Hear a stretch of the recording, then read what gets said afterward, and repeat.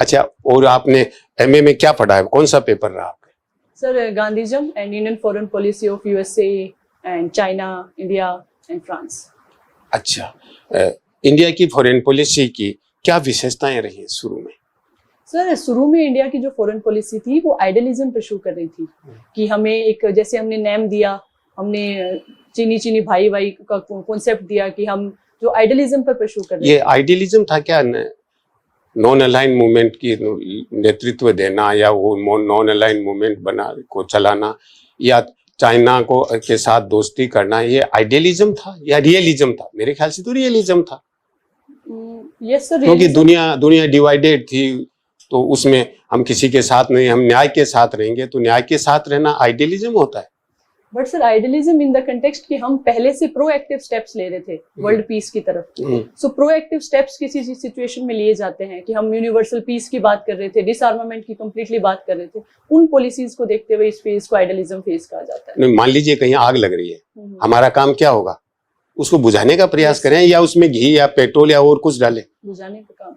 तो भारत तो वही कर रहा था, तो उसको आप आइडियलिज्म कैसे? भारत तो सकारात्मक भूमिका निभा रहा है। सर रियलिज्म अच्छा, मेन विशेषताएं क्या हैं वो बताओ आप भारत की पॉलिसी। हाँ सर जो पहले हम जो आइडियलिज्म की पॉलिसी परस्यू कर रहे थे, बट विशेषताएं बताइए क्या क्या है? जैसे ये स्टेप्स लेंगे हम, जैसे अफ्रो एशियन सॉलिडेरिटी की बात करते थे, नॉन अलाइनमेंट है, इस तरह के। सर जो स्टार्टिंग हमने, जैसे मैंने बताया, आइडियलिज्म से परस्यू करते हुए हमने एफ्रो एशियन यूनिटी की बात की, अगेंस्ट कोलोनियलिज्म हमने स्टेप्स उठाए हैं, एंटी कॉलोनियल, एंटी इंपीरियलिज्म। ऐसा भारत ने क्यों सोचा? क्योंकि we have suffered from this thing. तो जब कोई भी नेशन खुद सफर करता है तो we understand how we have gone through this situation. शायद इसीलिए साउथ अफ्रीका इजराइल के अगेंस्ट में इंटरनेशनल कोर्ट में गया है, जबकि जाना तो चाहे किसी मुस्लिम कंट्री को, और गया साउथ अफ्रीका है, गया नहीं। Sorry sir, I am not aware of this. Netanyahu के अगेंस्ट में वो अरेस्ट वारंट इश्यू है कि वो जेनोसाइड कर रहा है। वो केस साउथ अफ्रीका लेके गया, कोई पैलेस्टाइन या अरब कंट्री नहीं लेके गया। नहीं मालूम है? Sorry sir. अच्छा, अरब इजराइल ये दो पैलेस्टाइन इजराइल वाला संकट का नहीं मालूम? नहीं, संकट का पता है sir, particular this case I am unaware of. Sir कहना चाह रहे हैं जो सफर हुआ उसके अलावा आप जो बात कह रहे थे ना कि जो सफर होता है वही इसके अगेंस्ट लड़ता है। तो जो अन्याय सहता है या जो सफर करता है, उसमें दो तरह की प्रवृत्तियां आती हैं। एक तो वो कंप्लीट सरेंडर कर देता है, बहुत कमजोर हो जाता है। दूसरा ज्यादा बोल्ड हो जाता है, उसकी तरह सफर करने वाला हो, उसके साथ मिलके संघर्ष करता है। तो भारत शायद संघर्ष करना चाहता था, यही है ना भारत। तो वो विदेश नीति रही। तो फिर 14 के बाद में क्या परिवर्तन देखते हैं उस तरह की नीति में? सर सबसे मेन जो परिवर्तन मुझे लगता है वो रियलिज्म और आइडियलिज्म का जो बैलेंस, डेलिकेट बैलेंस जो इस गवर्नमेंट ने इस्टेब्लिश किया है, चाहे वो रूस यूक्रेन वॉर हुआ हो या फिर यूएसए की जो साइड में हमने क्या फॉरेन पॉलिसी कंडक्ट की है। इसमें तो हमने कोई पोजीशन नहीं लिया। अब वाले संकट में तो हम एक ही चीज कहते हैं, डायलॉग और डिप्लोमेसी होनी चाहिए हर मामले में। एक ही कहते हैं, संवाद होना चाहिए, कूटनीति होनी चाहिए। तो ये तो एक जेनेरिक सिद्धांत की बात है। इसके आगे हमने स्टेप क्या लिया है? जैसे यूक्रेन का मामला है, चीन ने 12 पॉइंट का प्रोग्राम दिया, ब्राजील ने 6 पॉइंट का प्रोग्राम दिया, स्विट्जरलैंड में पीस कॉन्फ्रेंस हुई।